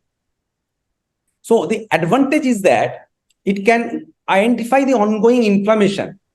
So that's the beauty of it, I think. So it is not practically done in every, and it is not included in the standard workup, as I think.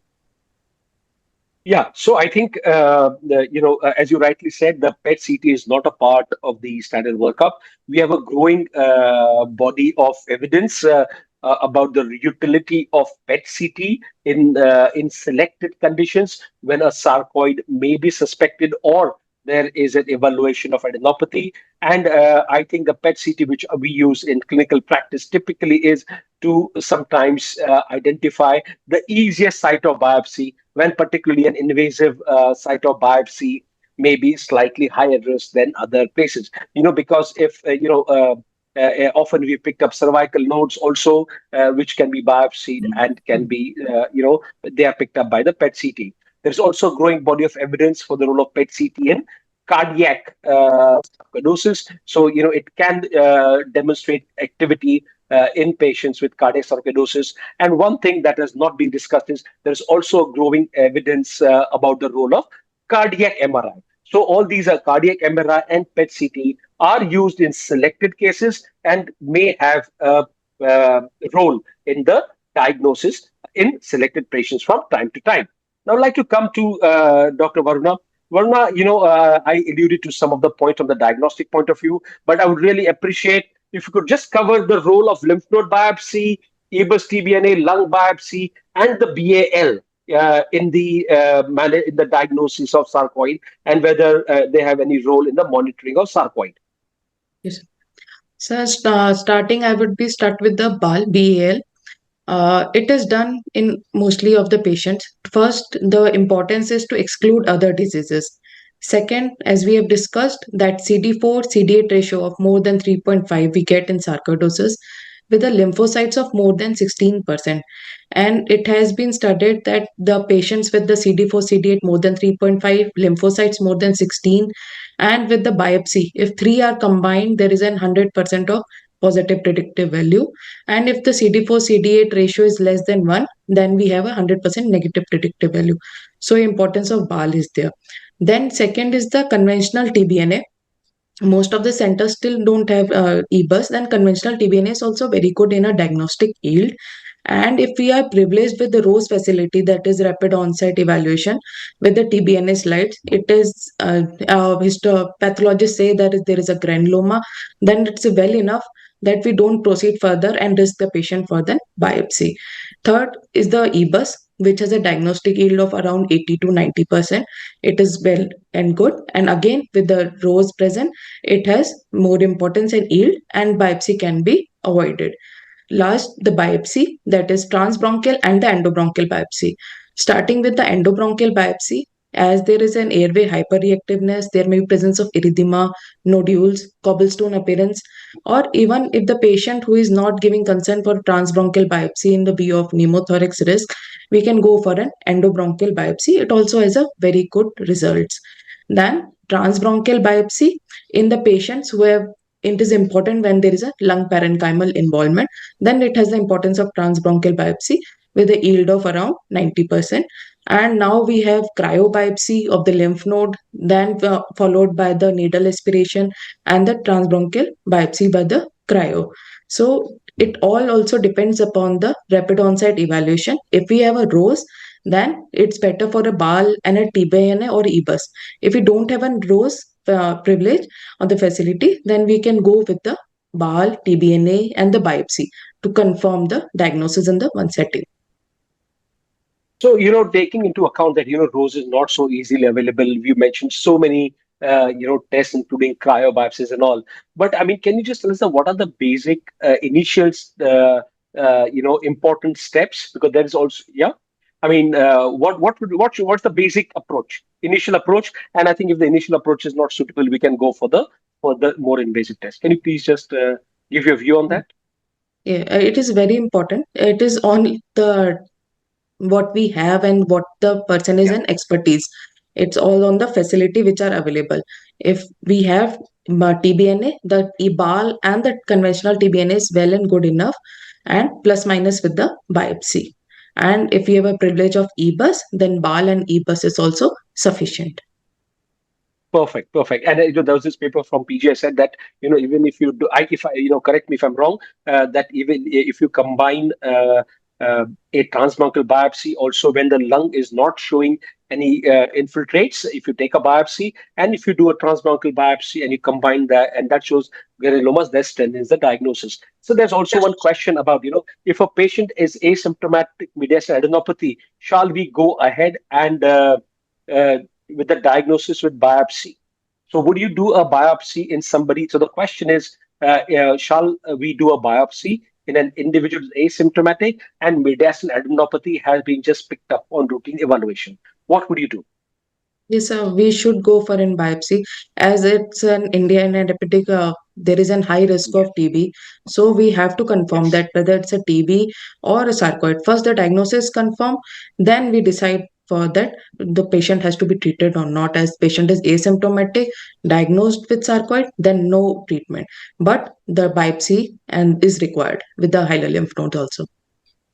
Perfect. Thanks a lot. Thank you very much. Yes. Not only tuberculosis, but other diseases also. Lymphoma is another important disease. If you are not picking up, the patient may die out. So, absolutely. So I think it's important. I think the message is very clear. If there is adenopathy in a country like India, we need to make a diagnosis, and then once you have some histopath, we can take it clinically ahead, whether it is relevant to treat or not. There's one more important diagnosis. I think a clinical setting where we often come across non-casing granulomas is, and that is a sarcoid-like reaction or a granulomatous reaction to malignancy, which is not only limited to lymphoma. So often you may have situations where patients have different, have malignancies. Patients are referred to me often for a for enlarged adenopathy, and often we just see non-casein granulomas, and that we often label based in several of them as a sarcoid reaction or a granulomatous reaction to malignancy. And that is also very well known. So, I think in the you referred to TB. Now, what is the role of the Mantoux test in the sarcoidosis? So where is it placed in the evaluation of a sarcoid patient? The question is to Dr. Kumar. So Mantoux test, sir, you are asking about in sarcoidosis? Yeah. What's the role? Where is it? Yeah. So Mantoux test is basically having a negative prognostic value. So a Mantoux test is negative, generally negative in sarcoidosis. It's used to differentiate between TB and sarcoid, as both are granuloma forming diseases. But what happens I was going through the questions, how reliable is a negative Mantoux test in tuberculosis or sarcoidosis? So old timers like Dr. Chabda would know. We used to, old timers used to biopsy the site of a negative Mantoux test and find the non-caseating granulomas from the biopsy site, and that would be one of the pathognomic features in a negative Mantoux test in a sarcoid. So that's what used to happen. In skin biopsies were done from the negative Mantoux site. Generally, sarcoid, we find negative Mantoux test. But to further clarify our point, and the role of IGRA. So IGRA has been talked about in sarcoid also, but IGRA is generally negative in sarcoid patient because there is a negative downregulation of IGRA receptors and IGRA formation in sarcoid. Right. So I think that's very well. Interferon gamma is downregulated in sarcoid. Downregulated sarcoid. Yes. So typically, I think in my practice we look at a negative sarcoid as one of the a negative Mantoux as one of the support for the diagnosis of sarcoidosis. So Jay, now coming to you, I think we've discussed that sarcoidosis can be multi-system, can have varied presentations. What are the clinical mimics of sarcoidosis which often cause a delay in the diagnosis of sarcoidosis? So, as in our country, very often people are labeled as tuberculosis based on, just the imaging or just the presence of granulomas. And very often people will be on prolonged durations of anti-tuberculosis treatment before they are actually labeled as sarcoidosis. That would be in a way where the diagnosis of sarcoidosis is delayed. But very often we need to be sure that, we are not missing other diagnoses and labeling people as sarcoid and the other diagnoses are missed, like say lymphoma, or a careful drug history is not elicited and we are just based on a granuloma, we are just labeling people as sarcoidosis. Even that needs to be avoided. So that those, because those are potentially life-threatening conditions which might be, missed, and if a patient is just labeled as sarcoidosis. Very often there could be, especially radiologically, there could be a similarity between sarcoidosis and hypersensitivity pneumonitis, and both can show granulomas on biopsy, although the granulomas in hypersensitivity are much more ill-formed. So whether there is a trigger factor, etc., we need to look at those as well. So. Yeah, I think this is a very important point you mentioned, and as Bhavin also showed the triple sign in a patient with sarcoidosis. So I think sarcoidosis can present in many ways, and sometimes can be a challenge to all of us clinicians. So thanks a lot. Dr. Chabra, there are certain questions also in the chat box, and many again coming back to the stages of sarcoidosis, and therefore, although it was covered in the lectures, I also had initially started with the discussion of sarcoidosis. Now, coming to the various stages of sarcoidosis, there are many questions regarding what do all patients of stage 1, 2, and 3 need to be treated, or which patients of sarcoidosis should be treated, and which patient of sarcoidosis can be observed. Dr. Chabra, if you could help us with this. Yeah, this is a very important clinical decision. Firstly, we have to confirm the diagnosis. Even patients who are incidentally picked up that maybe having sarcoidosis like stage 1, we need to confirm that they have sarcoidosis so that we know how we are going to plan the management for this patient now and in future. So that is the first step. Diagnostic confirmation is very important.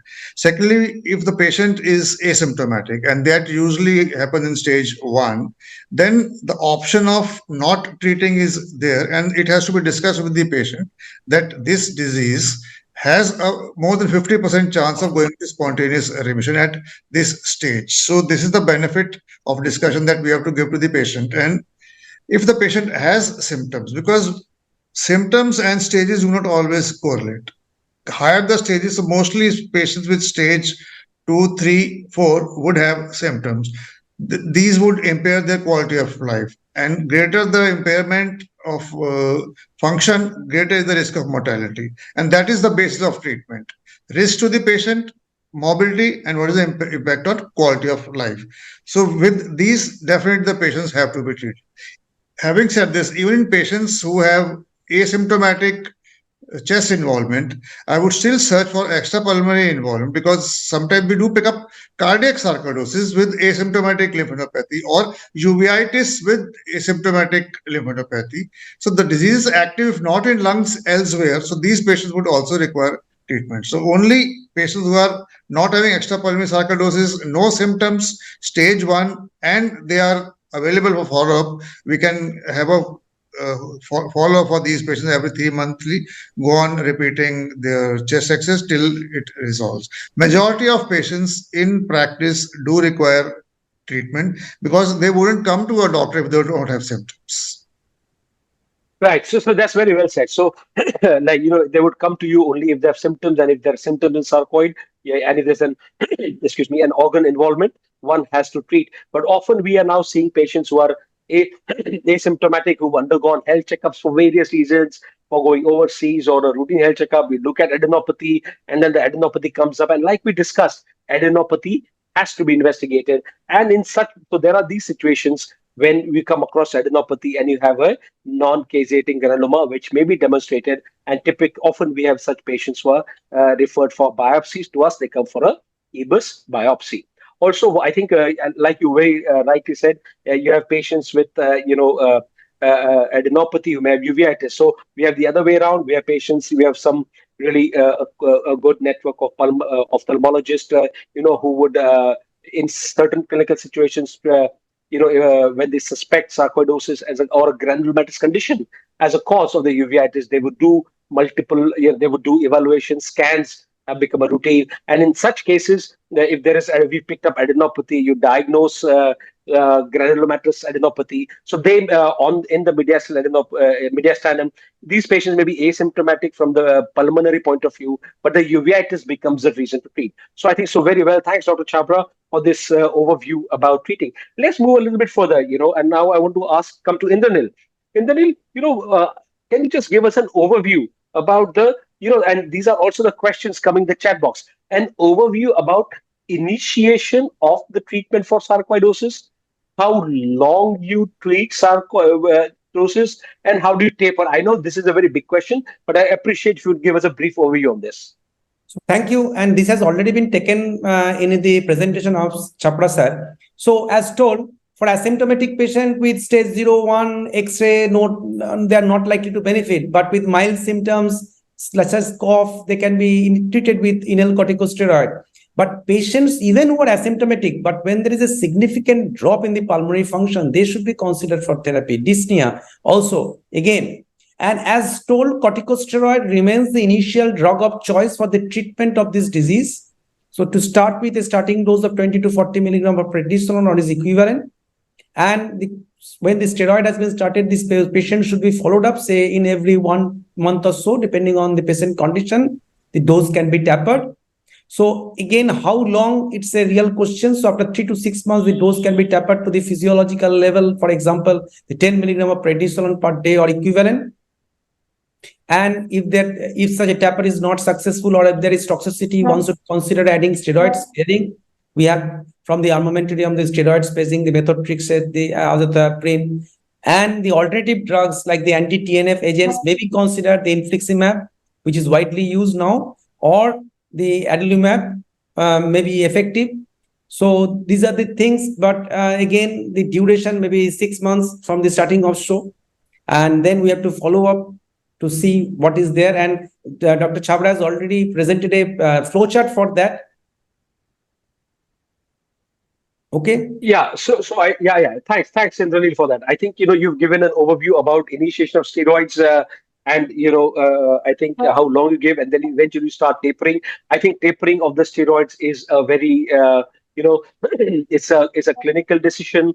It's looking at the lung function. It's looking at the radiology. So I think once symptomatic benefit has been achieved, a stable state has been achieved from symptoms, a stable state at lung function, a stable state at CT scan, one may consider to taper. So typically when I'm treating a sarcoid, I'm not looking at a complete normalization lung function. A stability of lung function can also be accepted. So now, you also referred to various drugs which can be used as steroid sparing agents. And I would now like to come to Varuna. Varuna, can you just help us with what are the steroid sparing agents which are of your choice, which you use in clinical practice, and what would be a clinical approach towards that?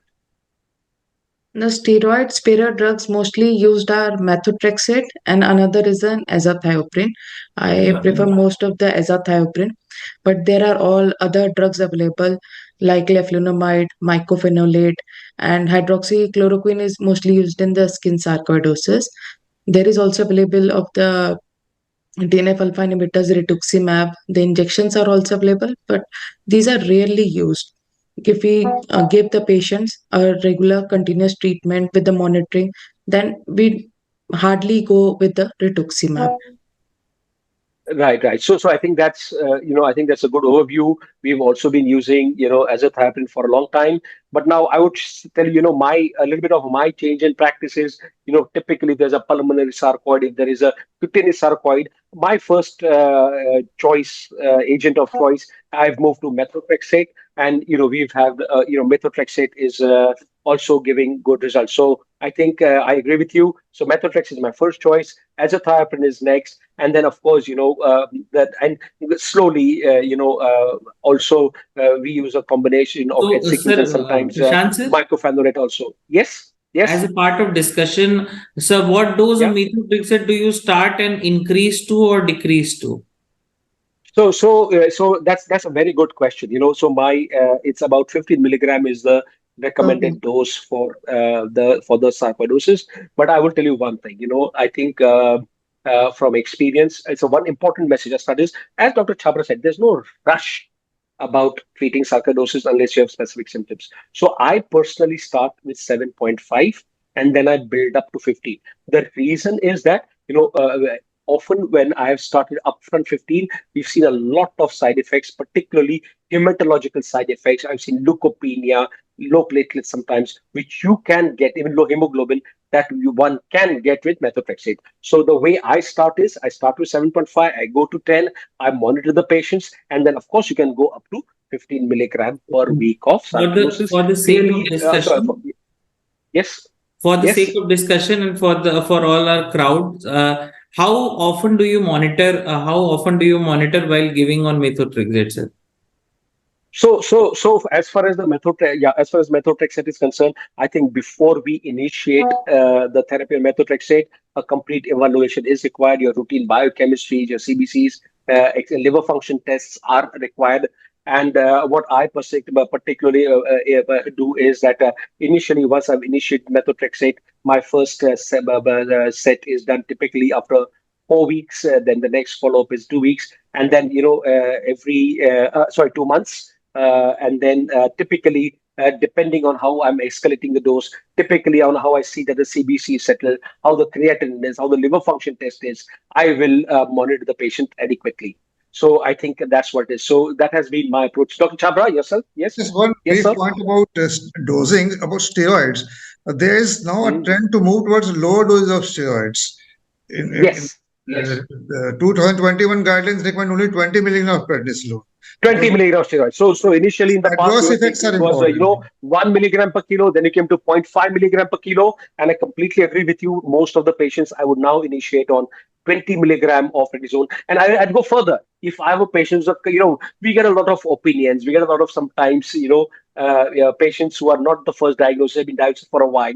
I mean, I might also initiate with 10 milligrams sometimes, along with with methotrexate. So that's the combination that we look at. The trick in managing patients with diabetes is where and how soon do we escalate to methotrexate, and at what time do you plan to start both simultaneously, sir? Yeah, so typically I would start it upfront when I know that the individual is going to require things. So for me, it's a dual therapy and it's upfront. Yes, Varuna, you raised your hand, please. Yeah, so I was also mentioning that azathioprine also we start with the lower dose, then increasing it slowly with the monitoring of the electrolytes and the CBC, the liver function test. And what I also mentioned is that it is the dual therapy that work more betterly than especially with the azathioprine we have particularly used with good experiences in 3 to 5 mg per kg bracket. We give the dosing of azathioprine and with very good results. Yeah, so I think, to add to that, I think, because of the new guidelines and the new data which has come in, we've moved for the last few years. Follitrexate has been, but initially we've been using, second drug of choice after steroids. Yes, and also I want to say that even as far as the azathioprine is concerned, typically I have not had to go more than 1 milligram per kilo if I need to offer the azathioprine. So 1 milligram per kilo has given a reasonable response if required. Yes, you can extend it to higher doses. And the advantage, one is there's a clinical benefit with 1 milligram per kilo, allows you to reduce the dose of the steroids. And with 1 milligram per kilo, your CBC is also well maintained. So I think fantastic. I'm really grateful to everyone for this discussion. So I think now, Kumar, I'd like to continue with you only. We've discussed various extrapulmonary manifestations. One important extrapulmonary manifestation which you see is hypercalcemia. Every time we are doing a workup for sarcoidosis, we always are looking at serum calcium. We are looking at 24 urinary calcium. Hypercalciuria is important. So, how does one manage hypercalcemia in sarcoidosis? So this is a very trick question, sir.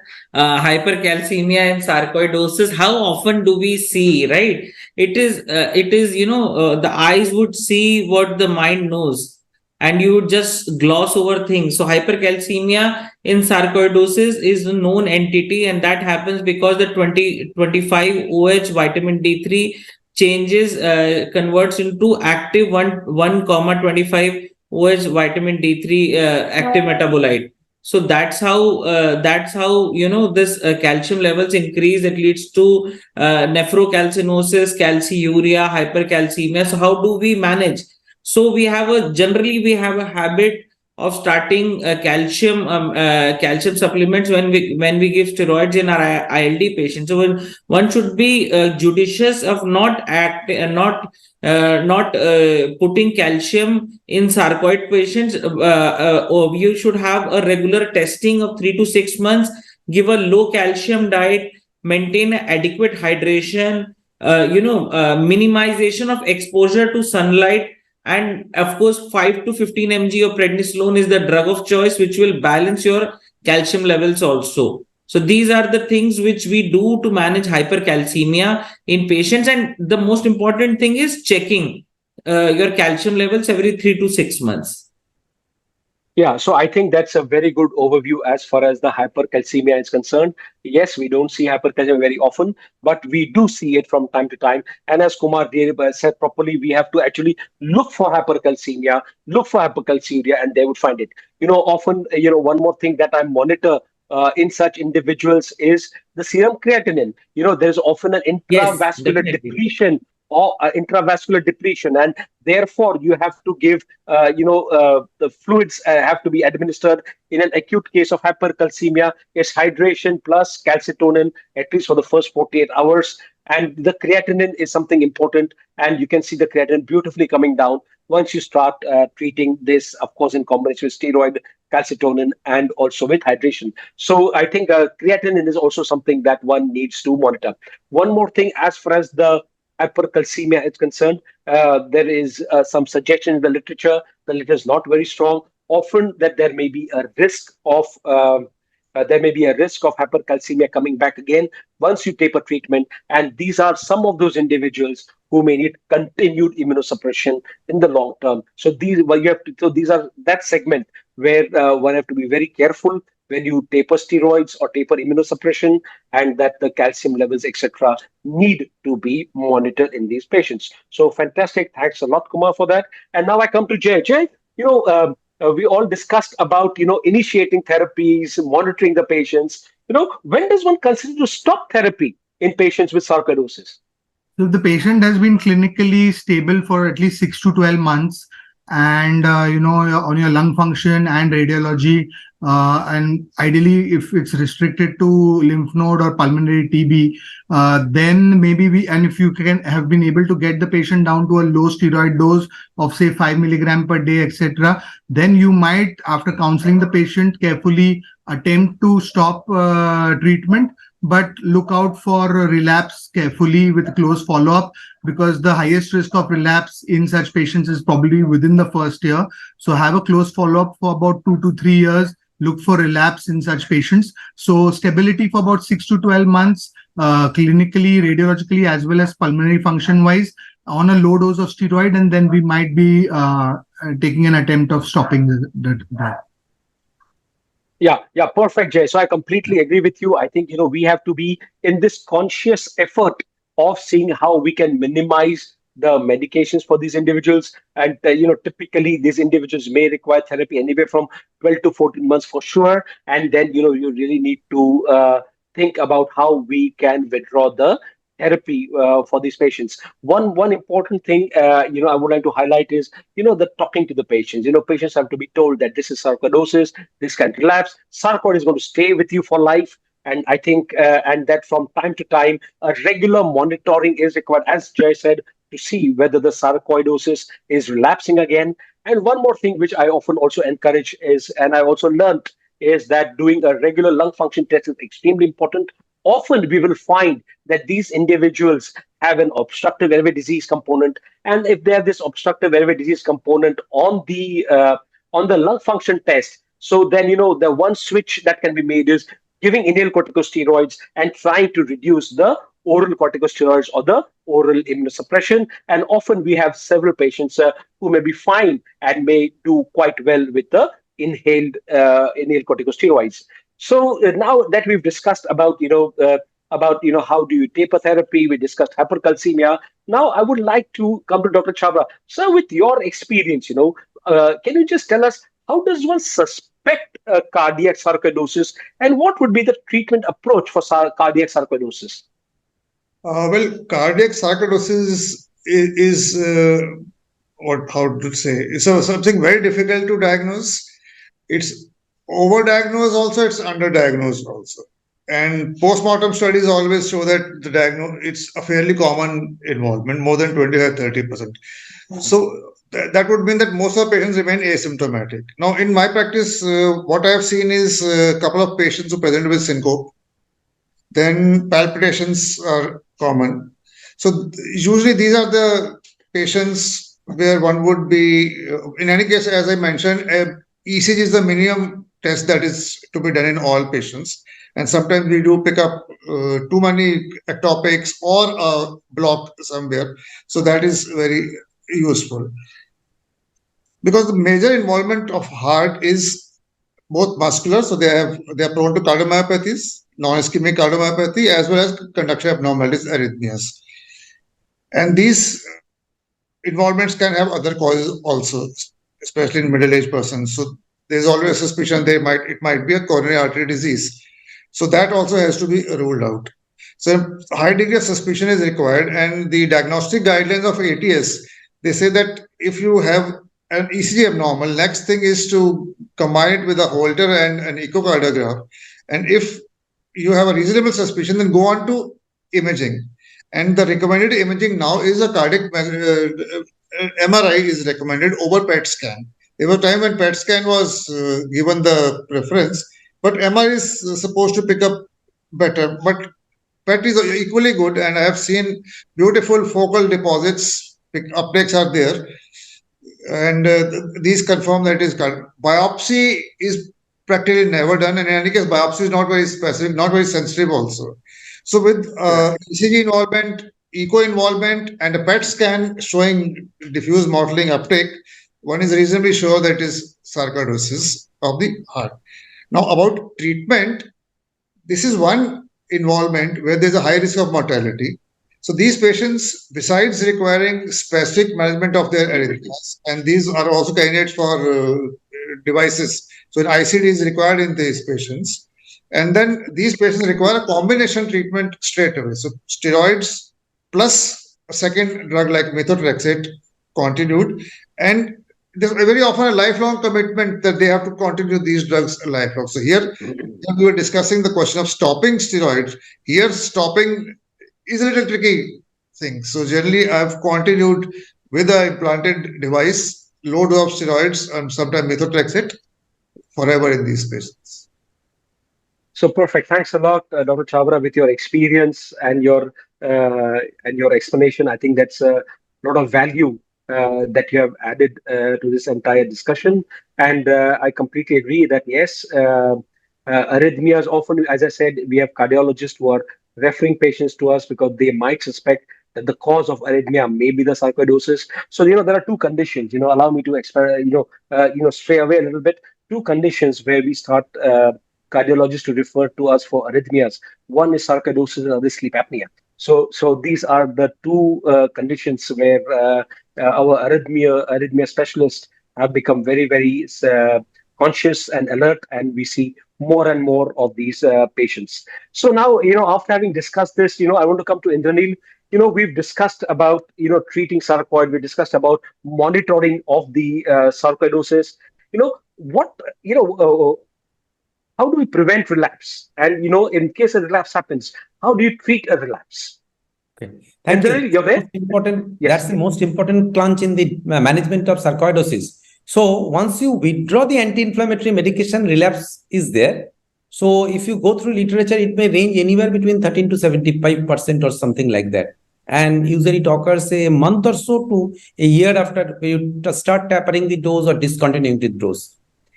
Probably diagnosing relapse is also very important.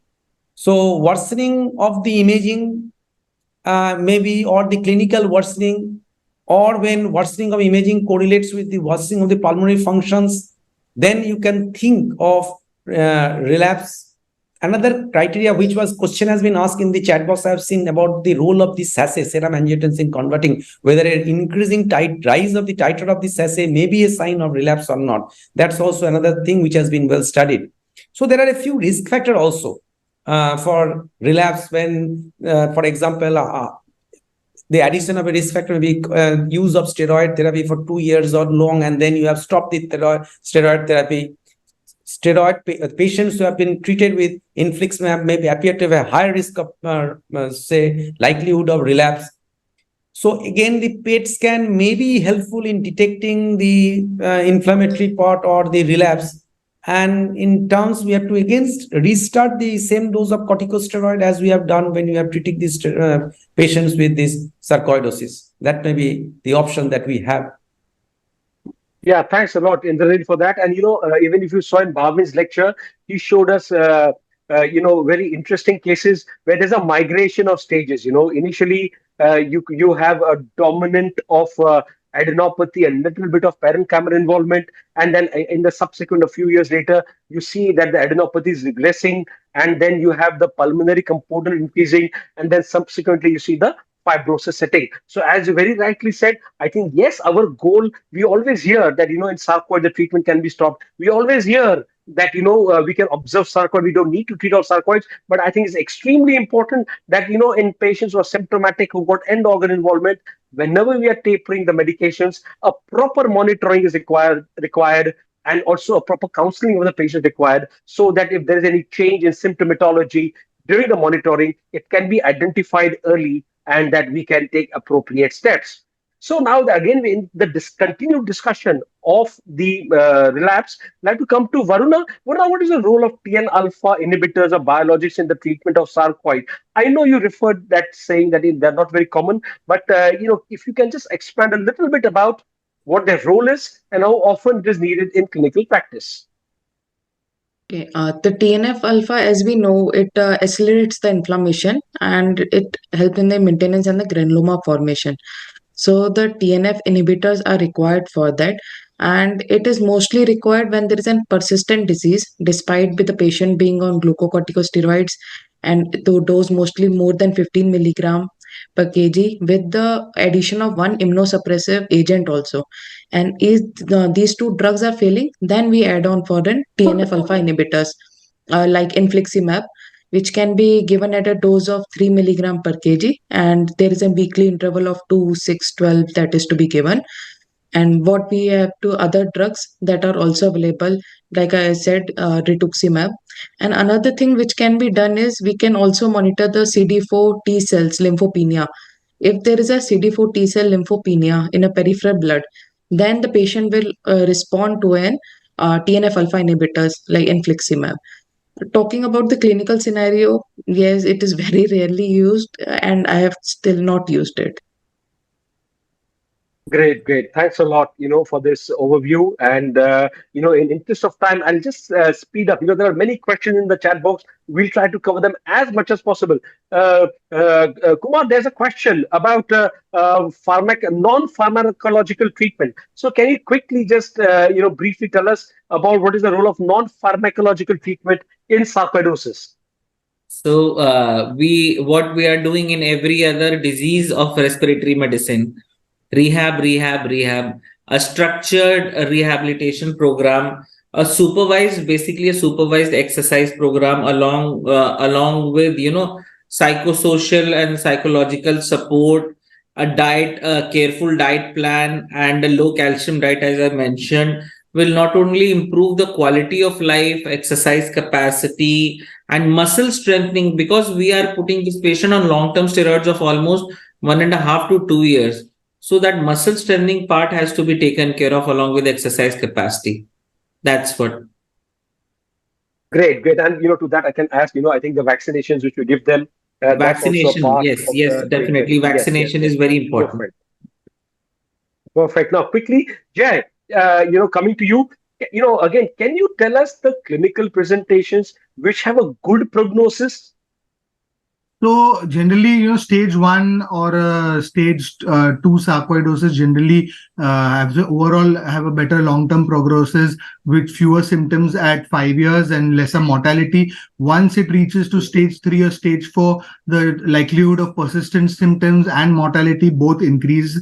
Of course, involvement of the heart, like cardiac sarcoidosis, neurosarcoidosis, obviously alters the prognosis towards unfavorable. And, a very mild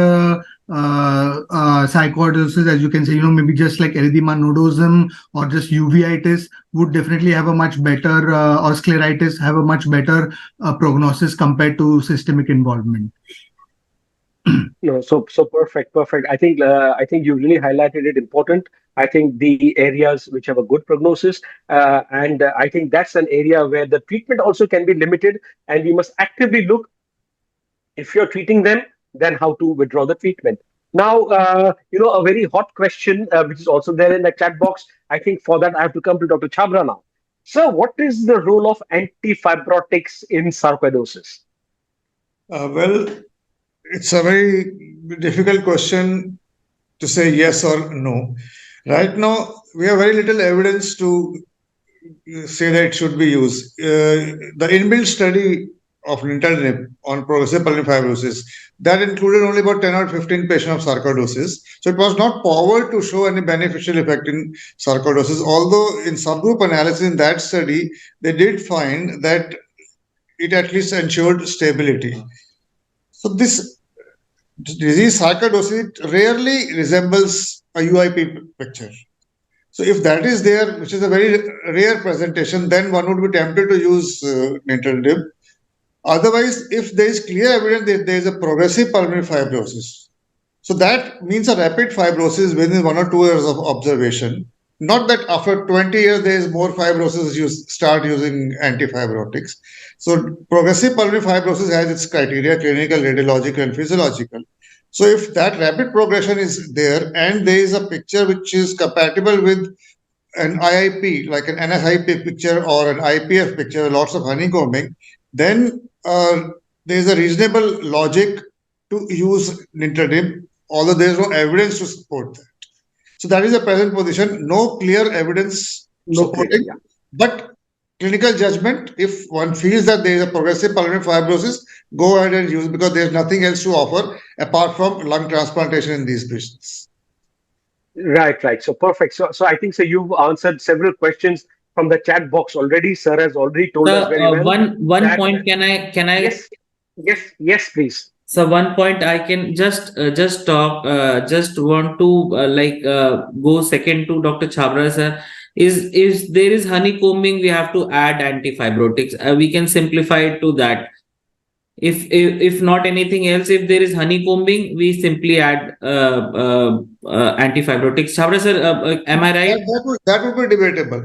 It's extent of honeycombing plus the additional fibrotic changes that you see. If you just see small area of honeycombing, then it will not be justified to add a drug which is to be given lifelong. Because I want to add some here. So I think there is a varied point of discussion here about antifibrotics and honeycombing both go hand in hand. Again, but I think again what I do is, I would also can I just Kumar, just a second, and then So the point I want to add here is that what is important, what I do in my practice, often we get patients who've been diagnosed for sarcoid for a long time.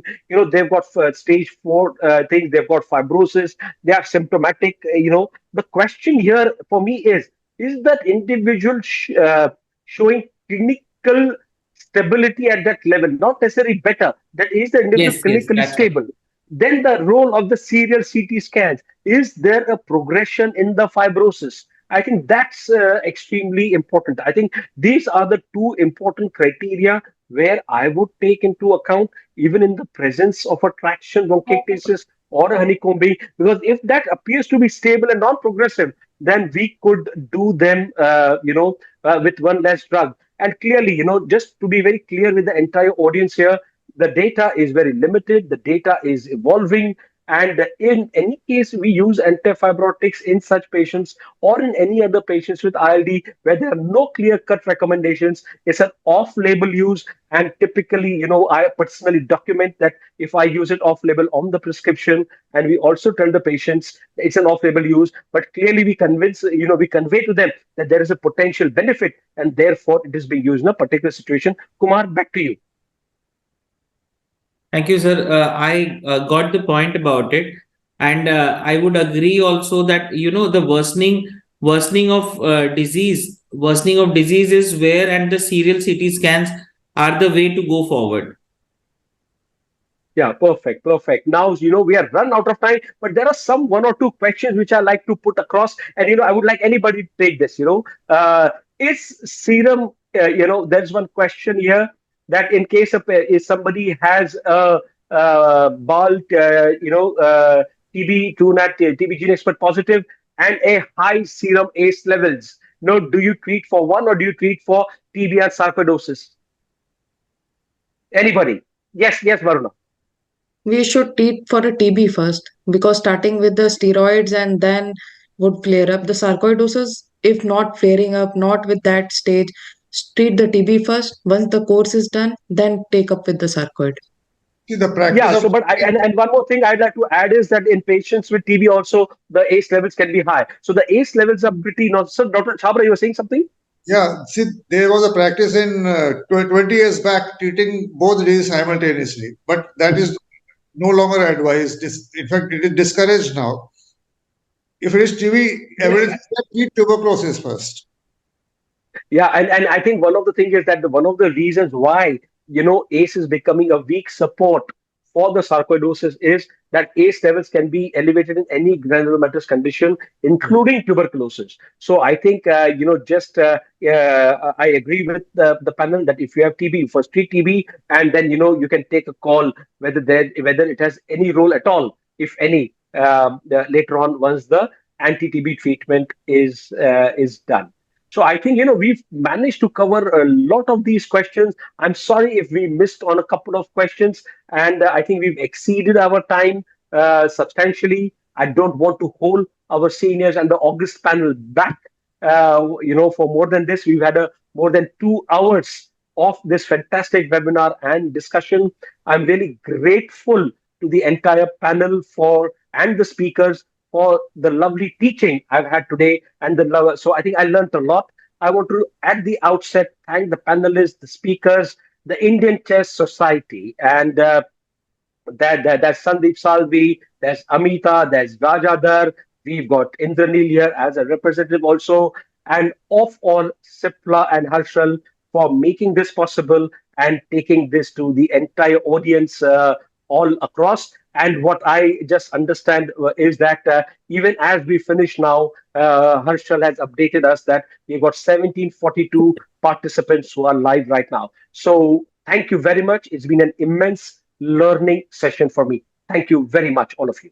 Thank you, Dr. Prashant, and all the panelists. Thank you. It was Thank a you, pleasure. Prashant sir. Thank you. Thank you, Prashant sir. Thank you, everyone. Thank you, everyone. Thanks a lot. Thank you. Thank you to Amita madam and to the whole Sipla team and ICS platform for this opportunity and creating such educative webinars. Thank you so much. Yes, So on yes. Thanks, behalf- Amita, for the invite. Okay. Thanks. On behalf of